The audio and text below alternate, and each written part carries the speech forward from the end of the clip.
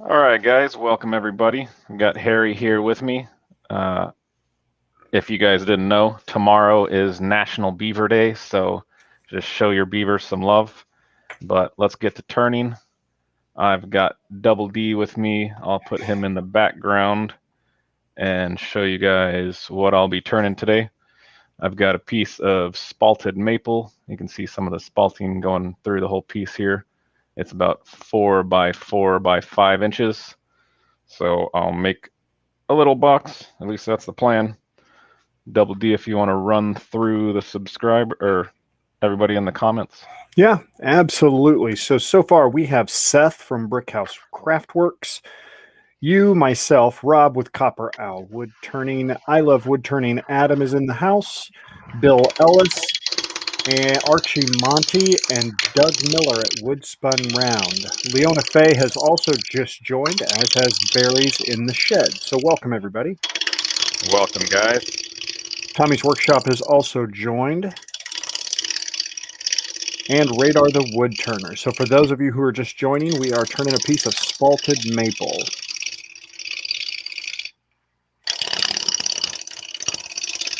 Chris Dodds is in. Greetings, Chris. Welcome, Chris. Must be nice weather. Hodge is wearing his flip-flops. Yeah, it's like 60 degrees. It's supposed to get up to about 70, low to mid 70s here. Move the tool rest up a bit. So for all you guys that have subscribed, I want to thank you. I just reached 1,000 subscribers yesterday.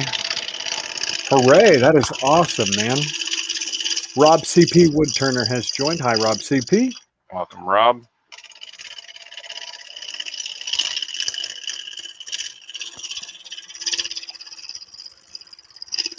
Leona says it is lovely and sunny there in Ireland as well.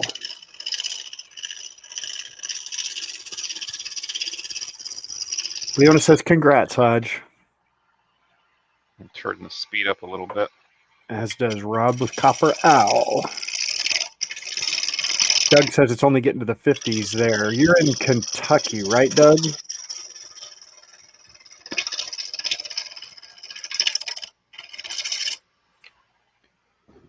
Let's see what it's looking like. Got a little spalting going on. Raise the tool rest a little.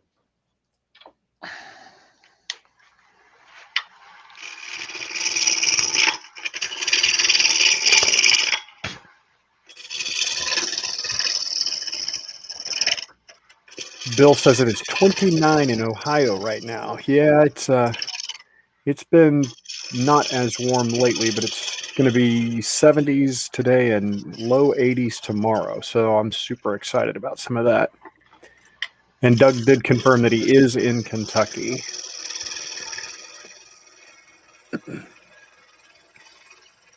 Douglas Mungham has joined. Says, hi, Robert and Harry. Welcome, Douglas. So we're nearly getting there.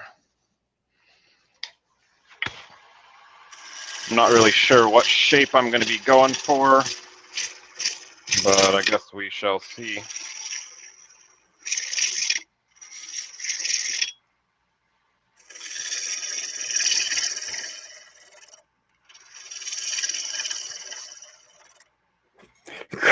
Chris Dodds. In Australia, we call flip-flops thongs or Aussie safety shoes. Yeah, it's kind of here. I call them flip-flops for the most part, but thongs occasionally, kind of interchangeable. I think my mom always called them thongs. Then I got a little older and decided that flip-flops was more appropriate for myself. Yeah. But we don't want to confuse people when you say you're wearing thongs. Right. So hopefully everybody has some good plans for Easter weekend. I'm going to go ahead and square up the ends with a parting tool. Doug calls them shower shoes.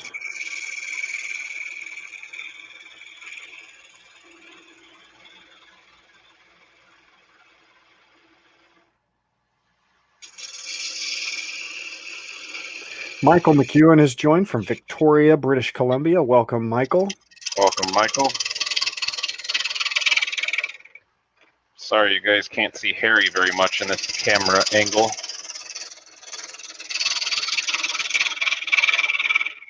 You need to make him a tailstock seat.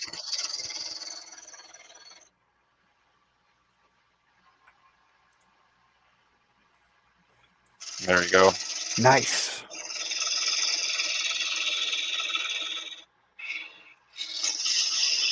He seems happy today. Oh, it is National Beaver Day tomorrow.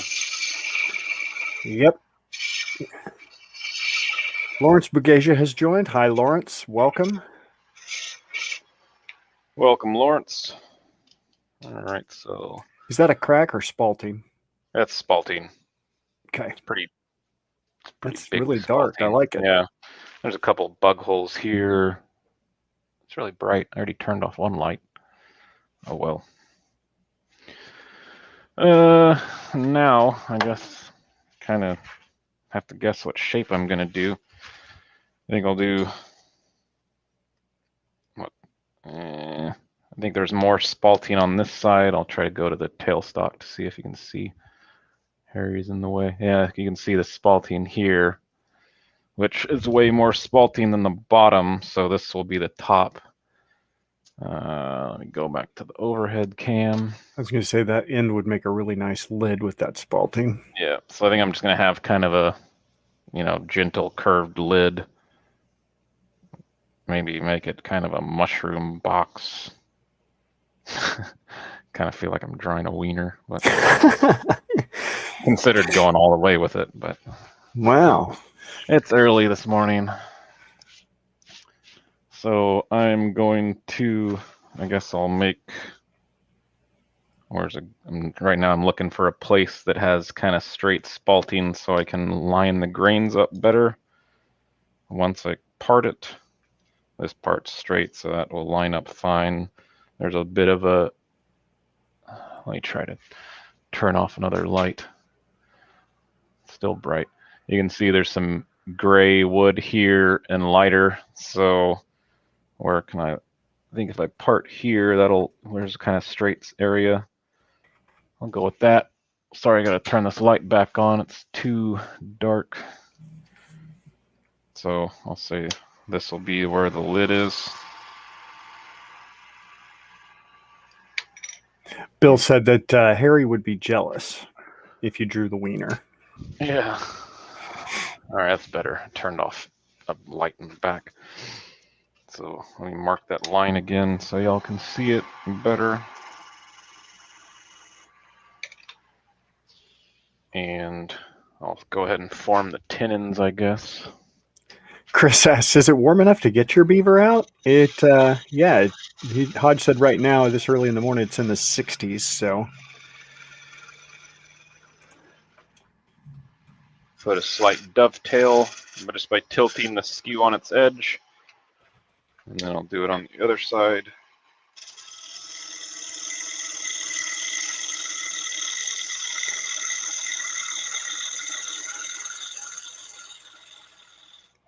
And for those of you who have just joined, Hodge is in a celebratory mood today because he did just hit 1,000 subscribers yesterday. So congratulations to Hodge, and continue to share and support his channel. Make sure these are appropriately sized. That'll work. I think that one, I'm gonna make that one a little smaller. Leona says that it's definitely not beaver flashing weather there.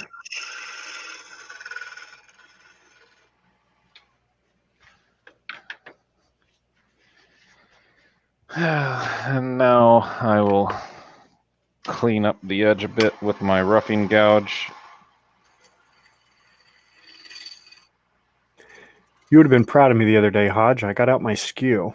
Nice. I used it 3 times, got catches each time, and put it back away.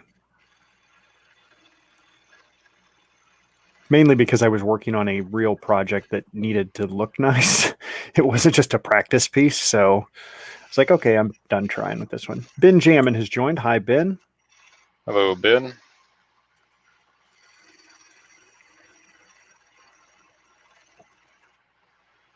So I think I'll go and part here at the line I made with my Robert Sorby thin parting tool. I'll make it a little wider than just one width so it doesn't bind up.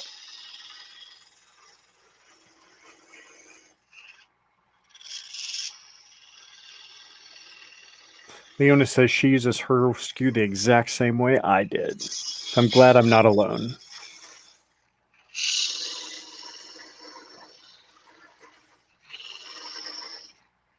I don't want to go all the way through just yet. I'm going to start shaping the lid a bit. I'm using the bowl gouge with a 40/40 grind. Hopefully that I'll figure out how to use that properly.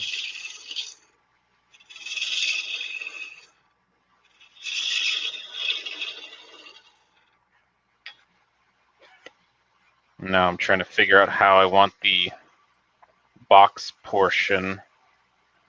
I'm going to round over the lid a bit.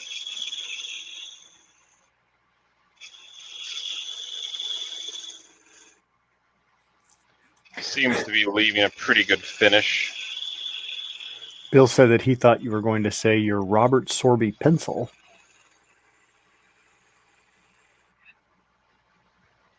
I don't know if there's a name brand Robert Sorby pencil. That'd be funny, though.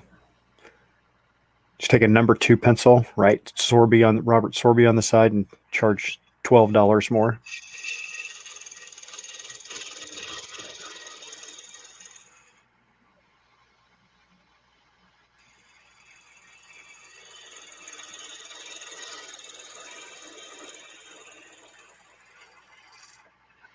I think I'm going to go with kind of a rounded, tapered base.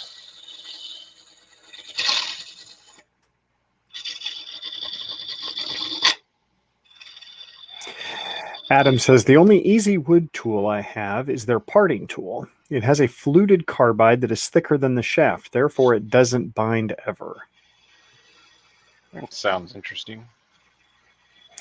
Yeah, I've not looked at their parting tool. I really like the knife parting tool to keep the graining lined up a little bit better, but I also haven't done a ton of boxes yet either. I've done a few.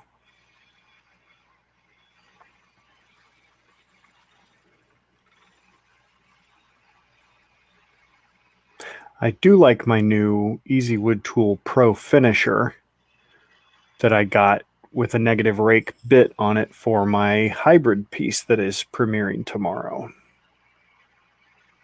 Worked out really well. Okay, so now I'm going to try to round over this transition a little better. I think I want to make the base a little smaller too.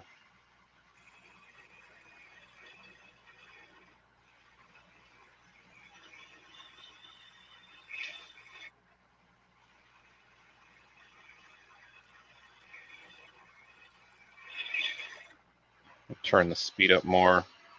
I'm at 1200 right now.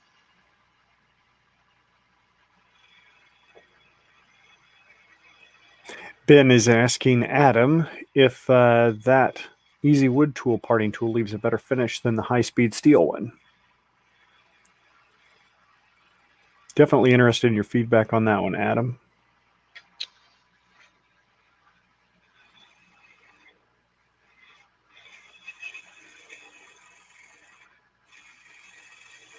This is a nice looking finish on that.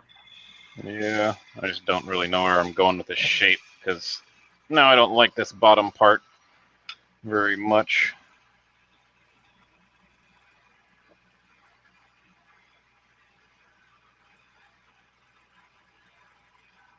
I think maybe I'll end up rounding over the bottom once I cut it off the tenon.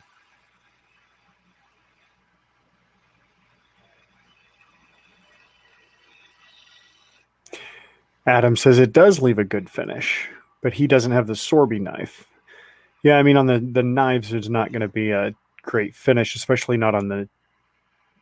I don't use the knife except for parting off. A lot of people use parting tools to do shaping and things.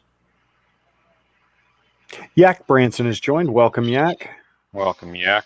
Henry Morgan has also joined. Greetings. Welcome. All right, I think I like that shape a little better. Just have to make it a little shorter. Well, I guess that's nice, though, because there's not all that spalting at that end. Yeah. And I think I'm going to make this a little, well, I guess once I round it over, it'll be all right. Ben says, all I am seeing is a butt at the moment.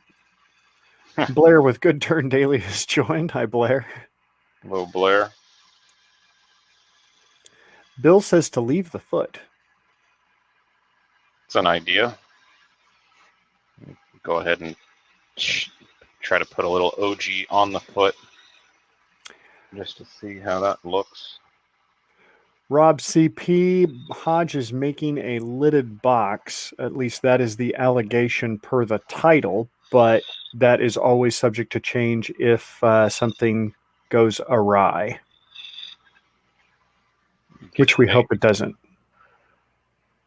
Small at my detail gouge and try to shape the foot a little better where I get in the points.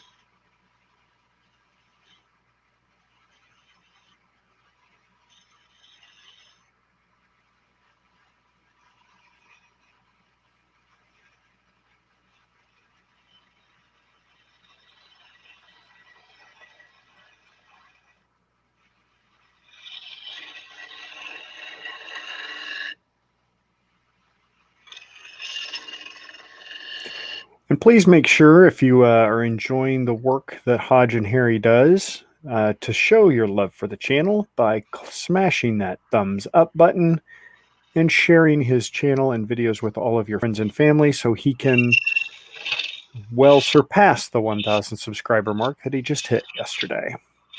I think I might keep the foot, but I think the diameter was too big, so I wanted to make it a little smaller.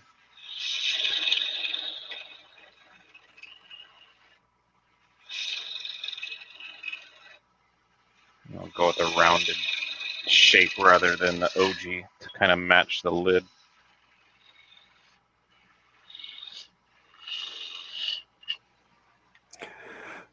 Rob CP says he cannot hollow. Is that because you don't have any hollowing tools, Rob, or is it just because you're not comfortable with it? Oh, you say you don't have the skill or knowledge. Rob, I didn't have skill or knowledge when I first tried it either. It's a lot of hit and miss, so you'll get there, buddy. Jason Bass has joined. Welcome. Welcome, Jason. I guess I'd call this kind of an apple shape, maybe a fat apple. Let me try to adjust the camera a little bit better. That's when you were first cutting that bottom piece, I was immediately thinking, oh, it looks like an apple dish.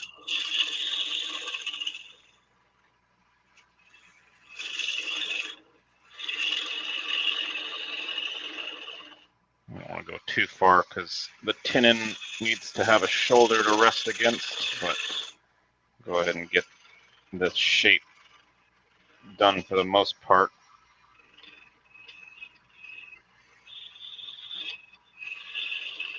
Eric Winkler just joined. Hello, welcome, Eric.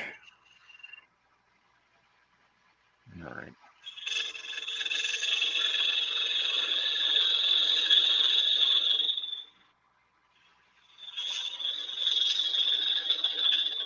And if you would like, go ahead. I think that's good shaping for now. I'll do the last bit once it's joined together. I think I'm going to let me go ahead and shape the tenon for the box lid. Use the small parting tool for that.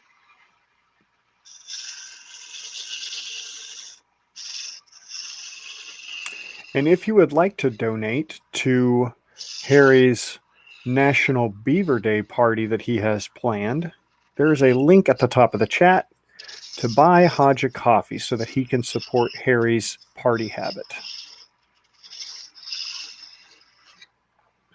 All right. I'll go ahead and part this thinner, and then I'll use a saw to cut it fully in half. I'm gonna turn a light on real quick because I can't see where it is. Yeah, I have a small light that once in a while I'll put down underneath so it shines up through it so I can see it a little bit better. All right, that should be thin enough. I'll grab my pull saw and move the. Actually, I'm gonna go ahead and sand the outside also before I cut this. I'm gonna turn on my dust collector for the first time on a live, so hopefully that's not too loud. Bill says maybe burn a line on the high point of the lid and base. Yeah, I might do that.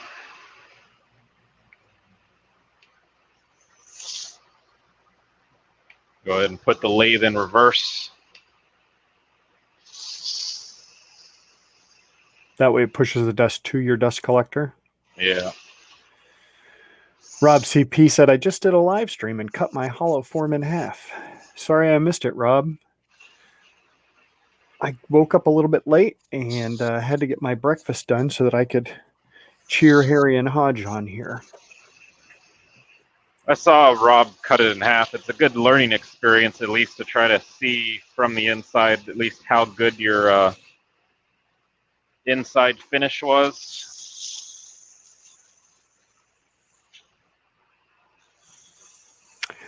Ben is astounded. Purple abrasive? Yeah, this is the stuff I get from the big box store here.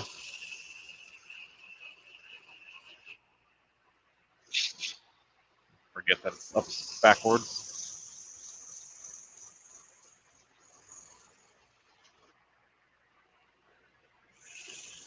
Actually, I don't know why I'm sanding this because I still have to finish shaping it later, so there's no real point to that.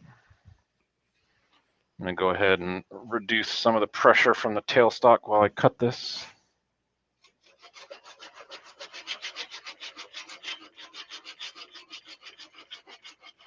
There's a nice spalting here going on. Pretty cool. All right, should be good enough.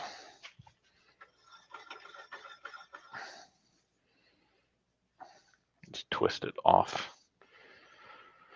I'm gonna go ahead and hollow the base, top. Jason was asking what speed you were sanding at when you were sanding right there. Still at 1,000, just because it's so small. And I was doing fairly light pressure, so it wasn't getting too hot.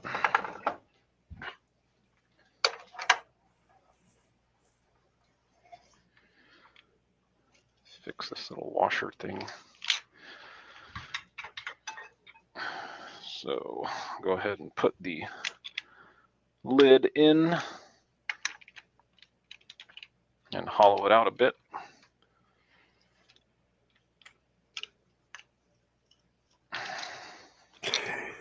Yeah, Rob, it just takes a little bit of practice and things like people are saying on the hollowing. I know I've done some big vases, but I started off with some small, like little bud vases or small cup type things, and that helped me get a lot more confident with my processes. So, and move a bunch of stuff off my bed ways here so I can move the tailstock out of the way. And Chris Schwind has joined. Hi, Chris. Welcome, Chris. I apologize if I mispronounced your last name there. Robin Thorogood has joined. Hi, Robin. Put it back in the regular way it spins. Lower the tool rest a little. Turn the speed down to, say, 1,000.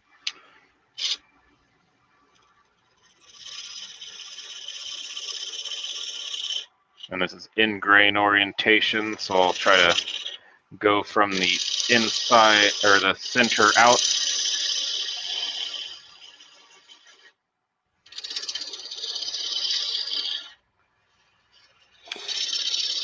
Blair says you should just turn barefoot instead of in flip-flops. I mean, I could, but I mean, feel it Rob gets Brandt too much does. shaving. Yeah. And Nick, the Flaming Turner, of course. Yeah, but he also sits like with one leg up on the lathe while he sands. Yeah. It's so fun to watch him, though. Sorry if you guys can't see much. Should have gotten this tailstock camera closer. Oh, you can see okay.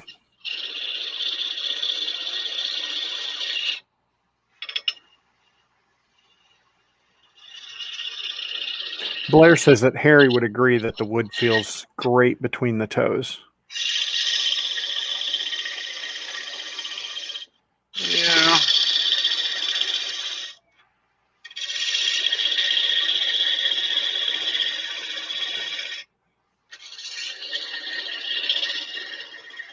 Anybody have interesting or fun things planned for the Easter holiday weekend?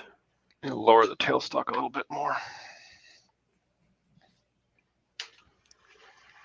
Tool rest, not tailstock.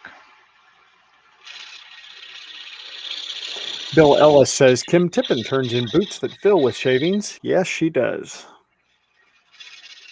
And that is why I don't wear boots. I used to wear a little apron thing while I turned, but all the pockets filled up with shavings and that irritated me, so I quit wearing that. I'm going to just check how deep I am with a pencil. Still have like 1/4 of an inch.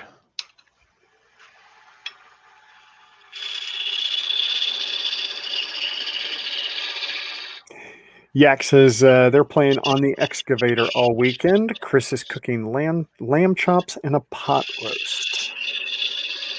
Sounds like fun. We are going up to the in-laws for a little get-together since most everyone is fully vaccinated now. I'm going to get a different gouge that's a little smaller and try to get a cleaner cut on the inside here. Jason Bass says, I had cargo pants on and the pockets filled up. Yes, I run into that continuously, especially with it being winter months. I wear hoodies and things, so that's why I got my awesome onesie that I wear, because then I don't get covered with shavings that can't get removed very quickly. Yeah, my hoodie gets stuff in my pockets every time.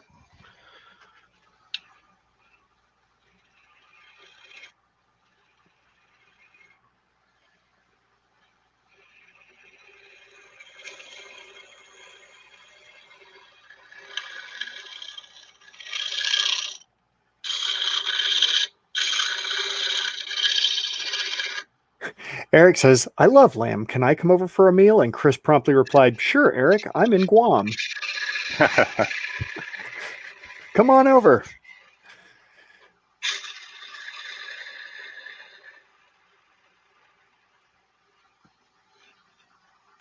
Doug, I'm not sure what you mean by that. Did I miss a previous comment? Doug just said, I have number 2 coming in 2 weeks, which sounds awkward without knowing the backstory on that. Some kind of easy wood tool. Are they numbered? I don't know. I mean, they have the Pro Hollower number 2, so I'm thinking that's what he means, but I just want to validate. I'm going to try to use this scraper and get a better finish. Donovan Bailey has a question for you, Hodge. All right. Just curious, do you ever use a box chisel / tool? Like a chisel, like a woodworker's chisel? Yeah, I'm not sure. Or like I know there's box tools, like one of these chisels. I've never used that on the lathe. I wouldn't recommend it. I'm sure there's different types of steel. Doug specified it's his vaccination. Okay, thanks, Doug. I didn't know if it was the hollower with us all talking hollowing and stuff too. So,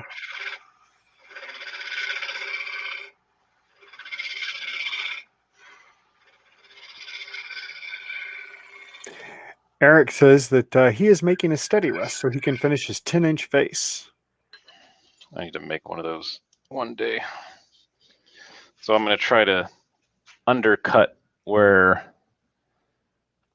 try to cut the inside to follow the outside curve now. So I'm going to use, I'm just going to use one of my hollowing tools that have the swan neck, this here, just to get a little bit in there.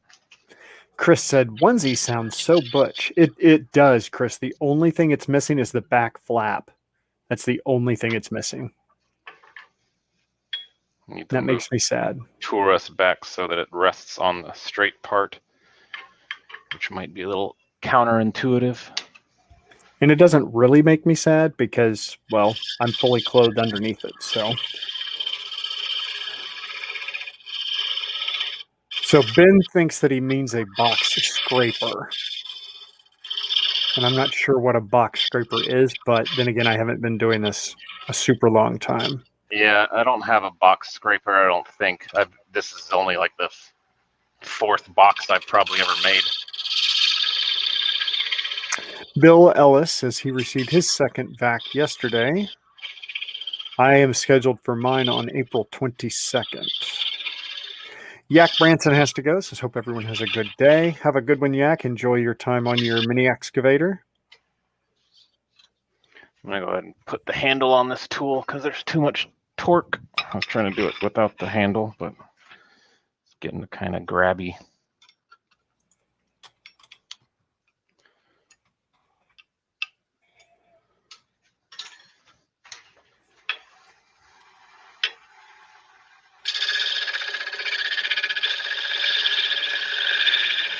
Yeah, I guess Sorby has a box scraper that looks similar to a bowl scraper, but it's a little narrower and more tapered at the tip. Leaping Lemur Wood Craftworks has joined. Hello, hello. Hi, Lemur.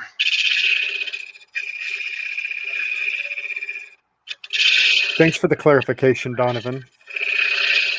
And I jumped to the Google to see what I could find, so thank you. All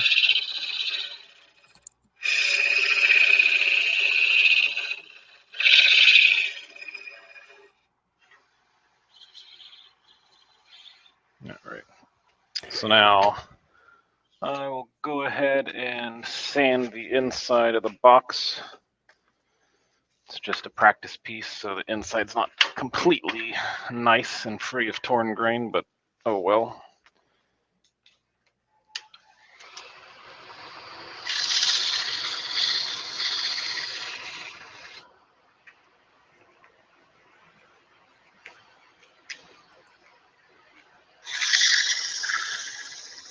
Yeah, Eric, when you get your steady rest done, it'd be interesting to see pictures of it. I just got one from Brad's workbench, and it worked out really well on my water challenge piece. I had used a super cheap one on the 10.5-inch vase that I made for the January challenge piece. So they definitely come in handy and are a requirement for those larger pieces.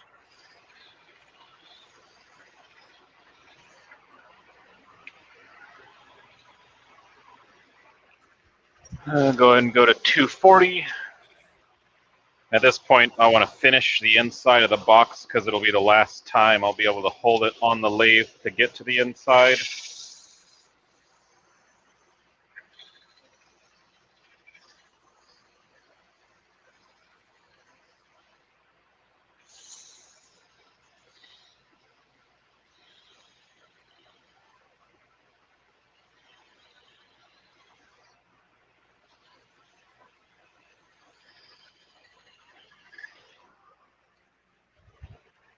Go to 320, and then I'll add abrasive. Actually, I might add some texture with a texturing tool on the inside, and then add abrasive paste.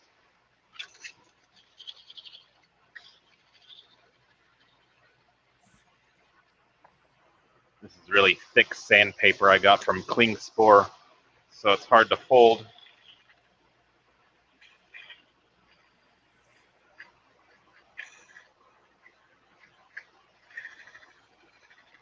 Does it last a lot? Does it last any longer than regular sandpaper, or have you noticed? I mean, the cling spore paper is pretty good quality, but this stuff's like cloth backed, I guess. Do you find it heats up faster then, or is it more breathable and keep cool? I mean, maybe it heats up, but I think this is what they use on like belt sanders, like humongous belt sanders. Gotcha. And it's just like offcuts that they have that they sell in these bargain boxes. Leaping Lemur asks, what speed do you sand at? I know earlier you were sanding about 1,000 because it's such a small piece. Yeah, I mean, right now I'm at 700. I turned it down a little bit when I was doing the inside because I could feel the heat building up. So I'm going to grab my ELF tool, which is another thing I've only used like once. I think I bought it as at our local club. Somebody else was selling it, so I got it for really cheap.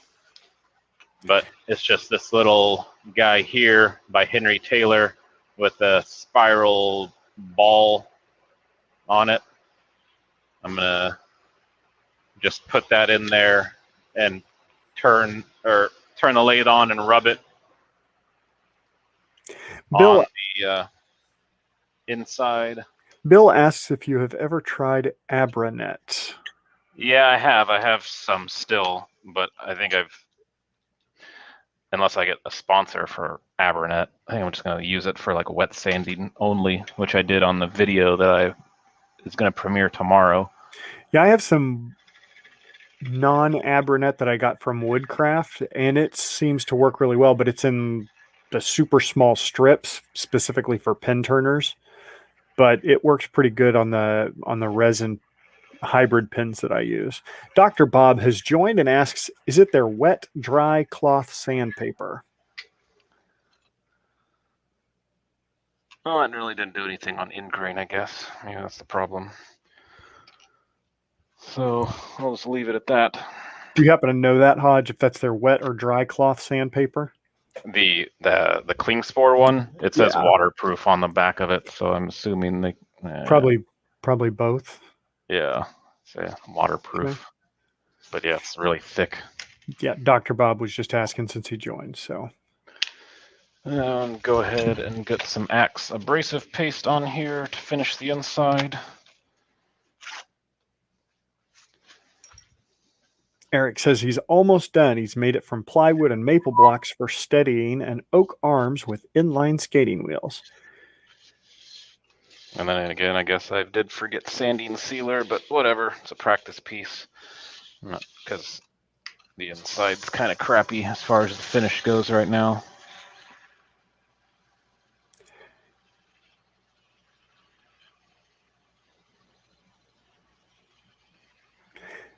Benjamin says, the nice thing about cloth back stuff is it's easy to tear, which is mighty convenient as reaching for a pair of scissors is meh. Sounds like a lot of work to reach all the way over for a pair of scissors. 2 coats of the abrasive paste since I didn't put sanding sealer.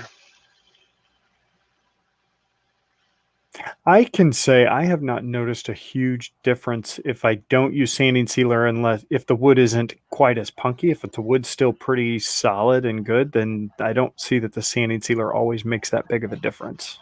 Yeah, I agree.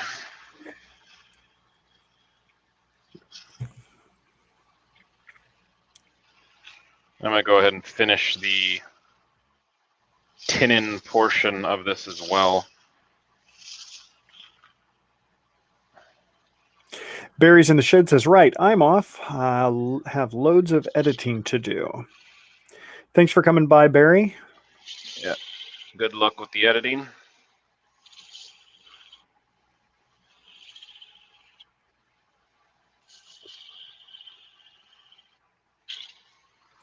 There's a lot of chat going on about using a regular chisel with wood turning, and I saw somebody use it once and it looked awkward to me. I mean, I don't even like using a skew, so I would never try it, but I would think inherently it could be very dangerous just because the shaft is quite narrow, kind of like using a spindle gouge on a bowl or something. So whatever you do, take every precaution and make sure you stay as safe as you possibly can. So you can see the inside here. You can kind of see some spalting. It's kind of nice. Yeah. But there is some tear out, so I'm definitely not going to try to sell this thing or anything. I'm going to go ahead and move to... I might have to go run and cut off this lump on the bandsaw. I think it's too thick. Yeah, let me go cut this off real quick.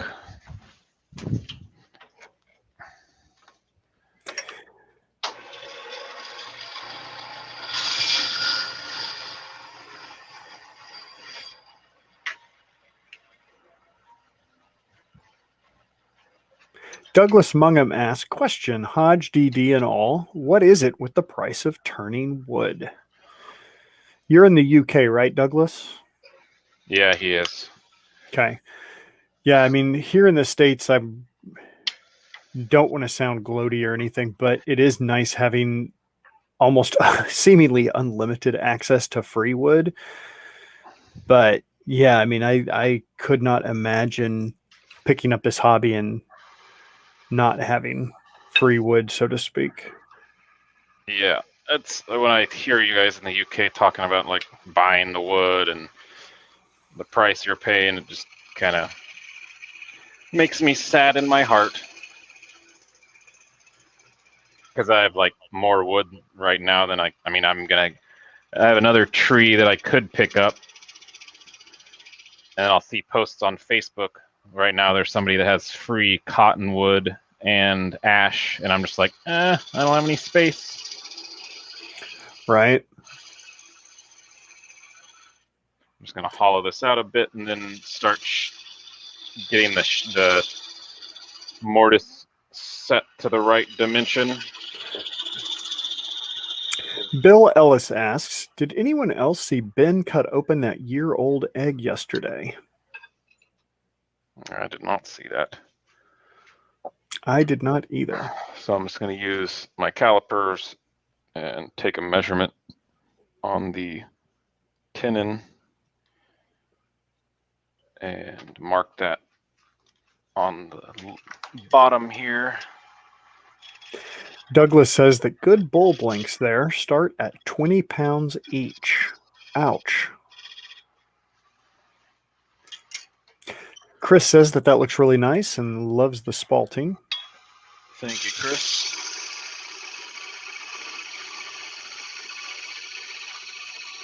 I'm going to go up to the pencil line shy for about 1/8 of an inch just so I can get a good fit.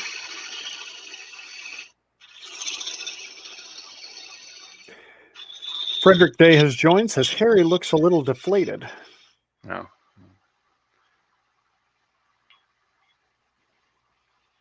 I know he's deep in preparations for National Beaver Day tomorrow.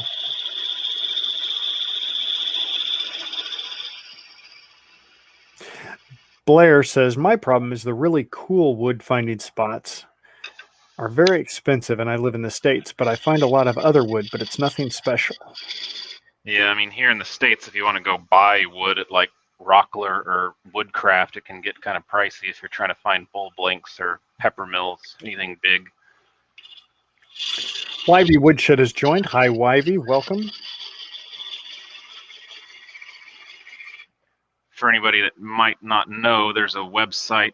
It's like a forum online called woodbarter.com. And basically, it's a bunch of people that either are selling, looking to buy. Like the first bull blank I ever got, I got for free as long as I paid shipping, and it was a piece of cherry. And that was the first bull I ever turned.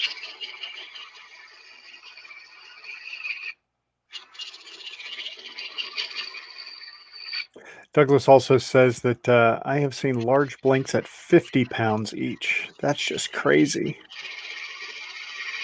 And what is the conversion? A pound is like $1.5 or 1.75 or something like that. To the Google.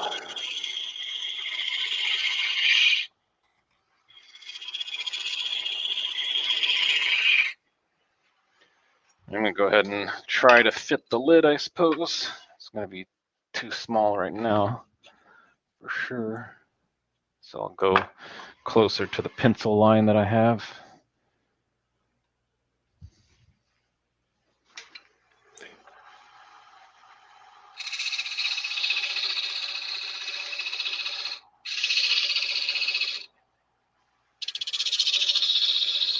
I think that's called a pound sterling. And if that's the case, then US dollar is equivalent to 0.72 pounds sterling.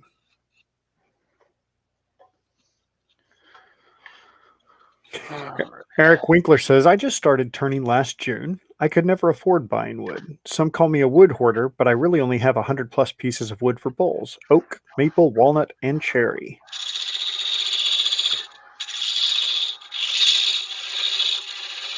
Douglas says that those 50-pound bowls are 12 inches by 4 inches. That's a pretty good size piece. Okay, we're kind of fitting.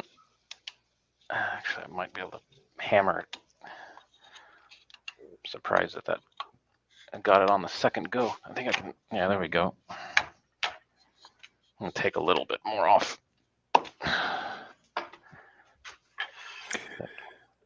Yeah, Eric, I started turning last May, and I'm sitting on 6 pallets of wood. And then a neighbor has a big willow tree coming down, and the local zoo has 5 or 6 walnuts and the state record holder ash that are going to be coming down in a few months. So I'm going to be rolling in wood for a while.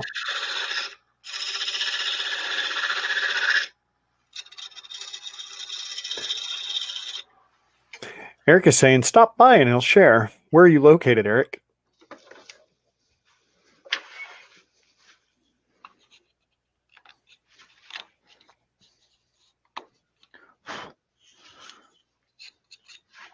Blow out the air.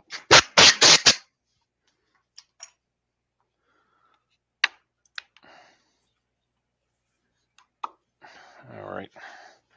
So the shape, the tenon, the fit's good. I'm going to remove a bit of this wood here on the edge. That's just to get it a better smooth curve at the end here.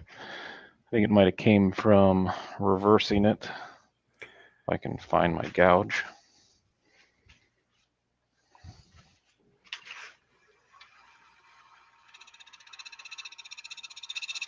Eric is in Crossville, Tennessee.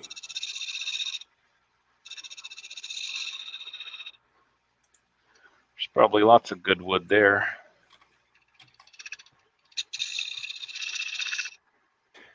Do a quick Google search, and I'll tell you how far away that is from me. All right. So I'll finish hollowing. Let me see what the grain alignment looks like. Decent. It's okay, I guess. That's only 10.5 hours away. I'm going to go ahead and hollow out the box now. The wood seems a little punky. Well, not punky, but it's pretty soft. There's a lot of tear out.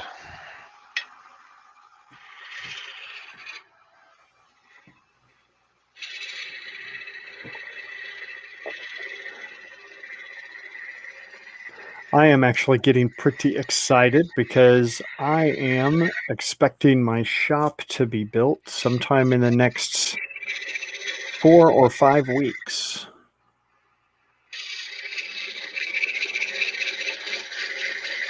That's another thing I feel sad for you UK guys because of how small of spaces y'all have in a lot of your shops. I mean, I know you can do a lot of amazing stuff with a small shop, but it's nice having space to fool around with.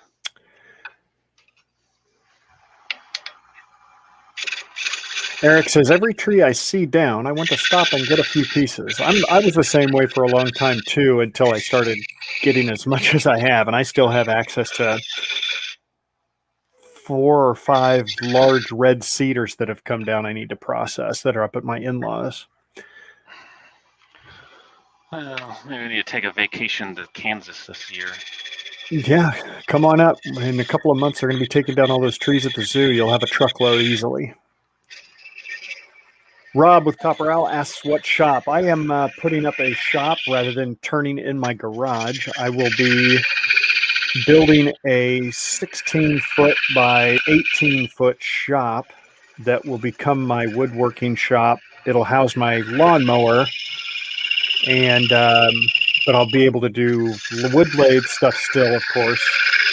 And I'm going to have it set up to where I can do some live streams, hopefully, and river tables, things like that, that I have really gotten to be enjoying. Then I won't have to worry about cleaning up every time I'm done working and getting the cars back in the garage with the Kansas weather we have.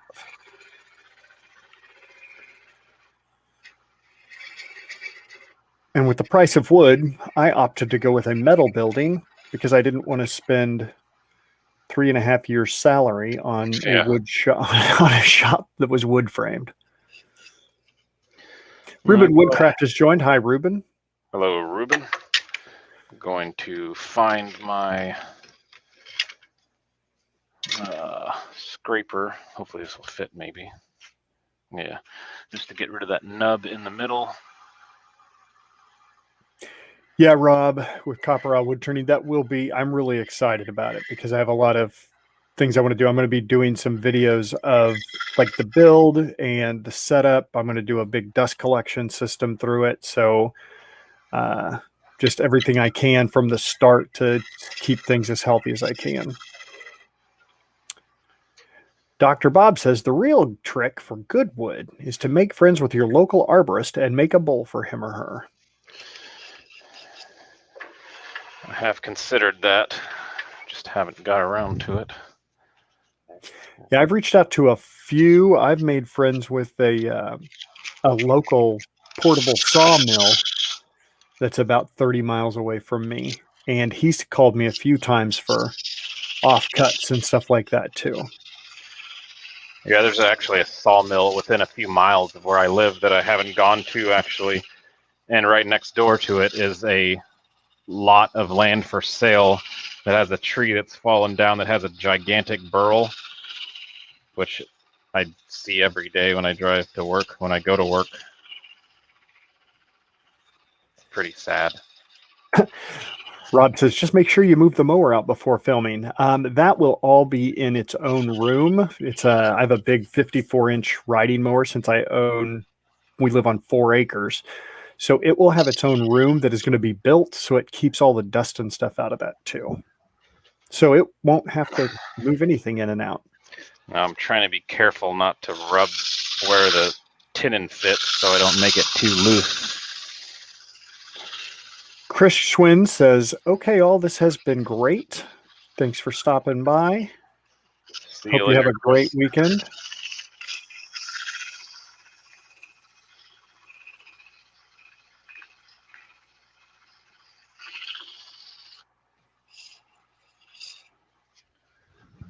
And go on to 320. Yeah, I can tell you, and Hodge can attest, but I've had a lot of fun with graph paper and little cutouts for each size of what the tools are in my shop setup, because I've been taking pictures and moving them around and sending them to Hodge for feedback and stuff on what I'm doing.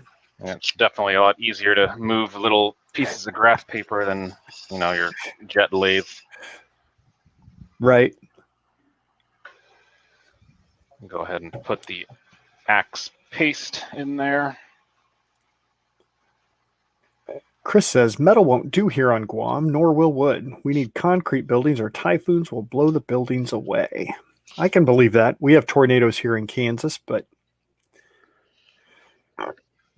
buildings here are built for stability and good wind. Maybe you'll have a tornado come and it'll take your shop down to Texas, like in The Wizard of Oz. Yeah. Douglas Mungham says, all the tree surgeons here are contracted to chip everything for the local authority. That's too bad. Happy Easter to you too, Chris. Have a good time. Enjoy some nice weather, hopefully.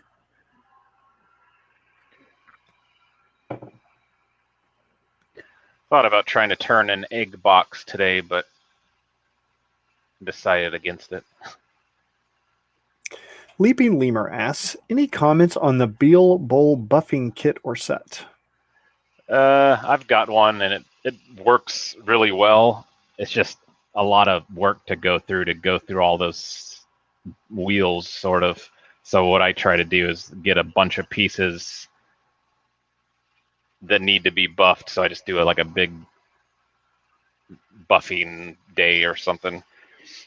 And I'd recommend getting the ones that are on separate mandrels. Otherwise, you'll kind of run into the bowl, if you're doing large bowls, hitting other wheels when you're trying to buff it. So you have to switch each wheel out every time you're doing it? I mean, I'll show you after I... Sounds like a good reason to keep your other lathe. Yeah, that's one thing I thought about, but I don't have the space right now.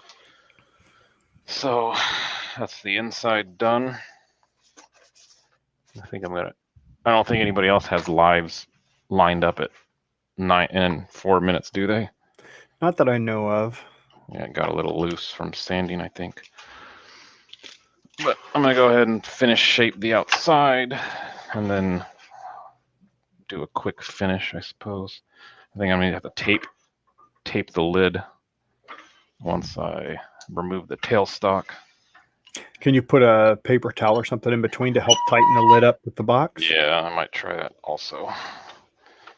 But I'm gonna finish the lid here a bit more. Eric says, I have a 10-inch Excelsior. Never can get a bigger one due to cost, but enjoying it so much.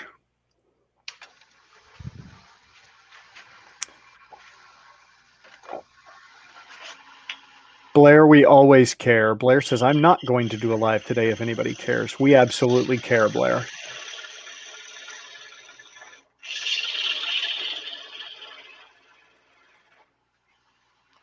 Just trying to get a continuous curve alongside the top now here of the lid. You want to switch camera positions to where the top view is the main one? Yeah. Thank you, sir. I like the shape of that, though.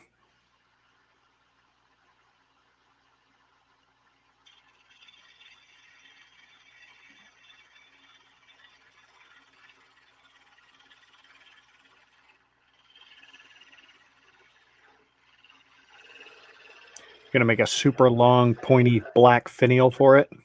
Nah.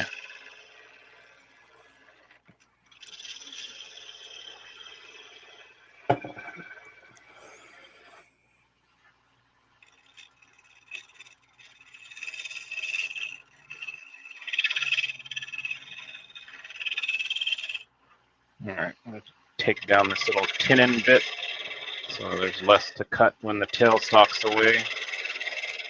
Bill says this could be called a snowman box.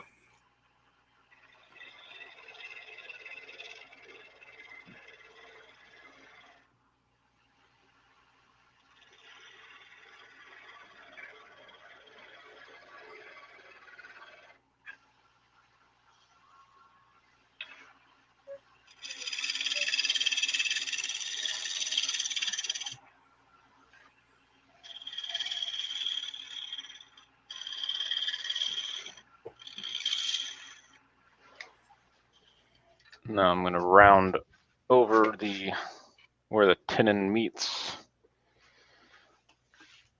I'm using way too many tools. I don't know where they're all at now. I'm going to round over this bit of the lid here because it's kind of a square area.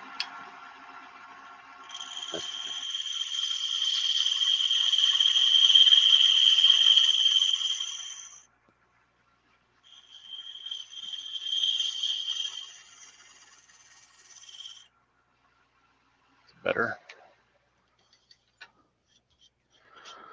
I'm gonna go ahead and sand the outside now real quick. Frederick Day says, I wish I lived in the States. I would love to live in Arizona or Nevada. All that wood and all that space.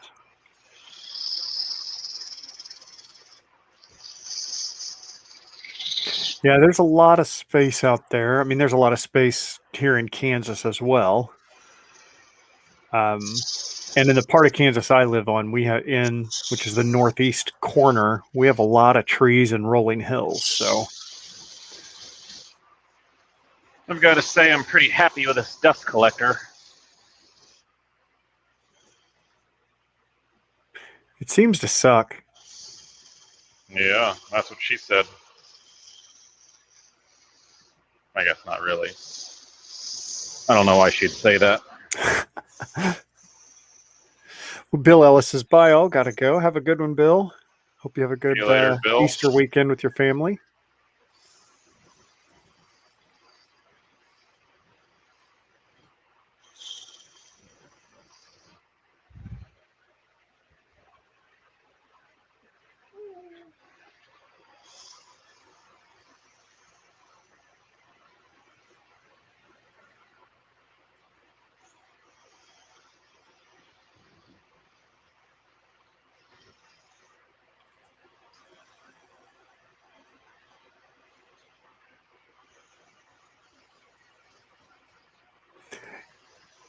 Yeah, Eric, I started off with a Harbor Freight 10-inch lathe, and it worked great for a long time until I got a job that needed to have a so I had to upgrade for the job. So, but I that lathe worked great for me. Rex asks, "What is the dust collecting system you have?" So, it's a wall mount version from Rockler, which is a Rex. I think you're in the States. It's a wall mount version from Rockler. It's 1250 CFM. And that's the 1 or the 1.5 horsepower motor. Yeah, I don't know off the top of my head what the horsepower was.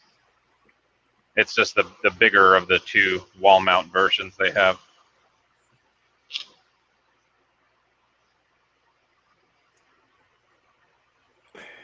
And you have it set up right now just as a single stage, right? I have a trash can with a baffle lid before the bag. Okay, so it's a double 2-stage then. Yeah.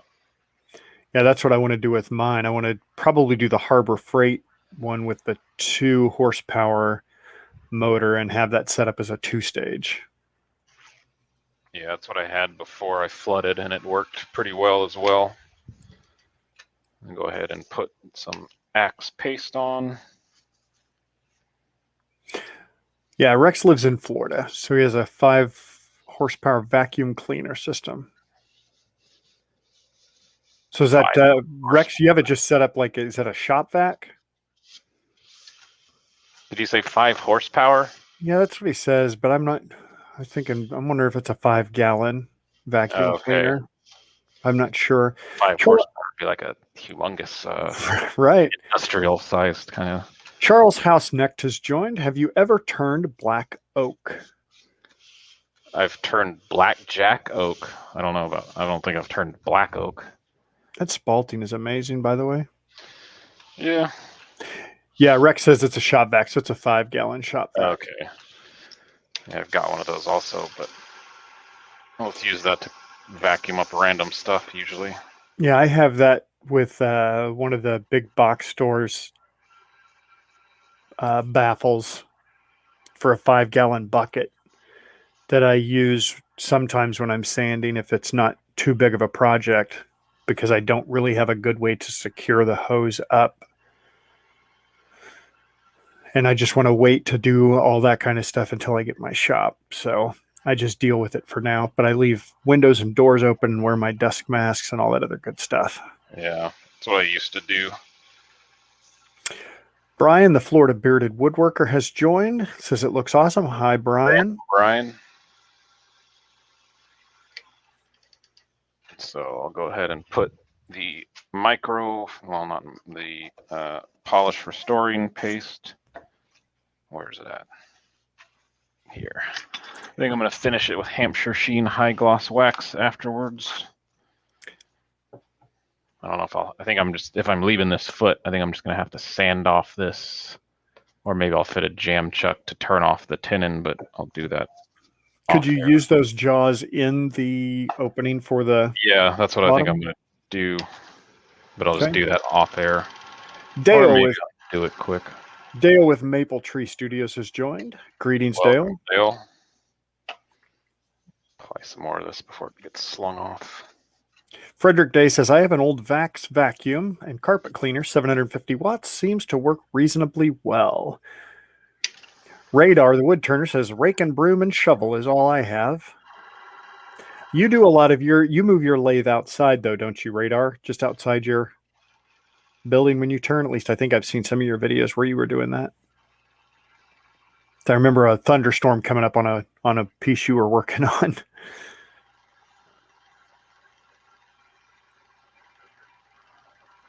Thank you, Eric.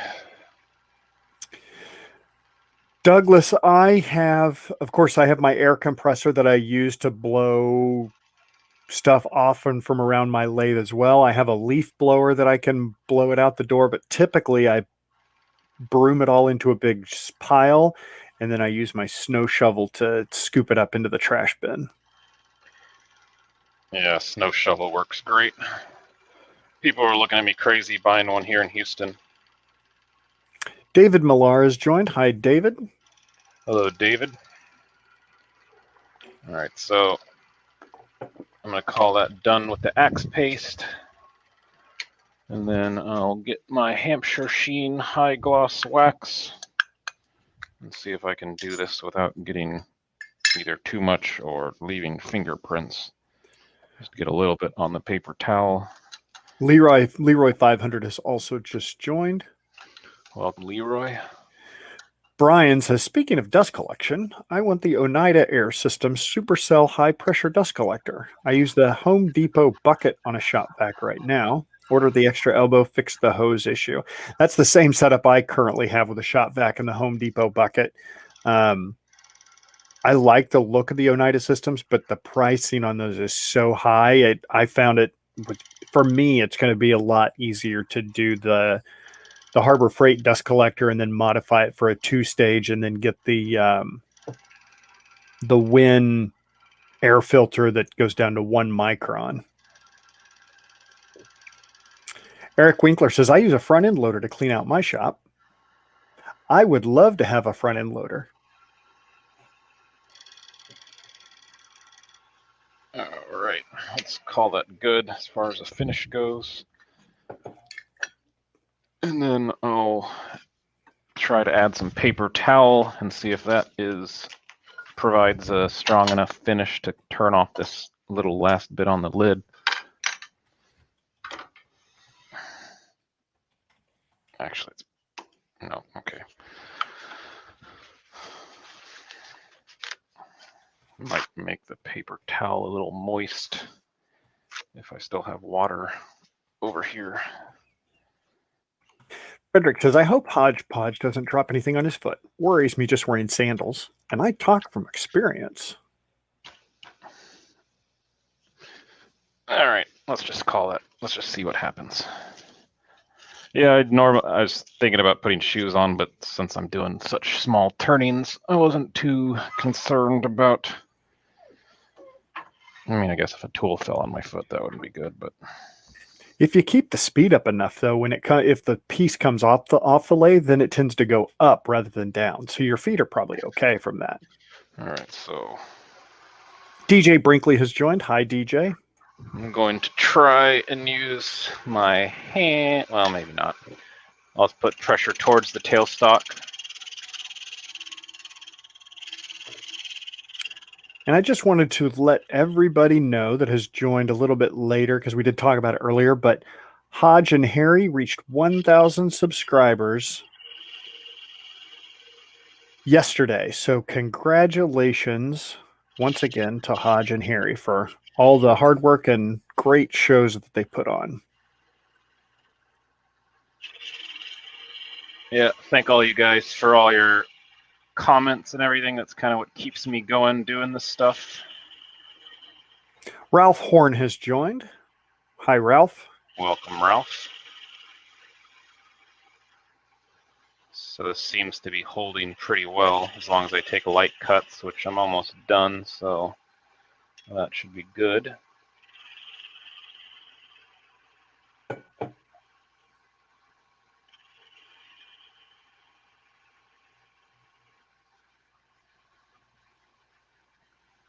little bit of a dip I'll try and clean off.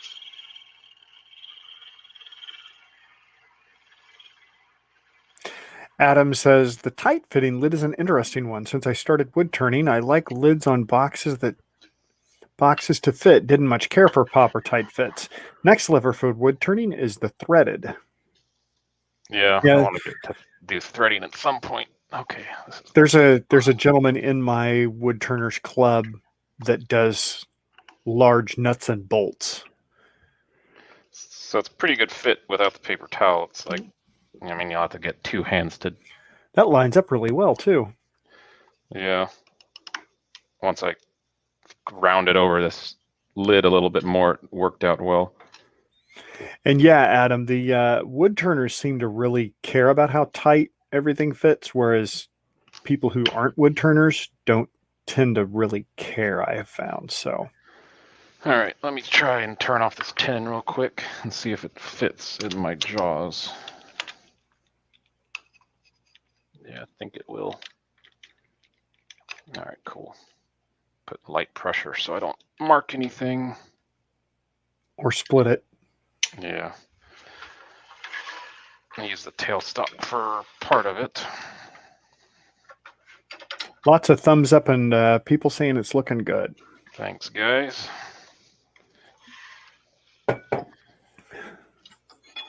And don't forget to show your beavers some love tomorrow with National Beaver Day.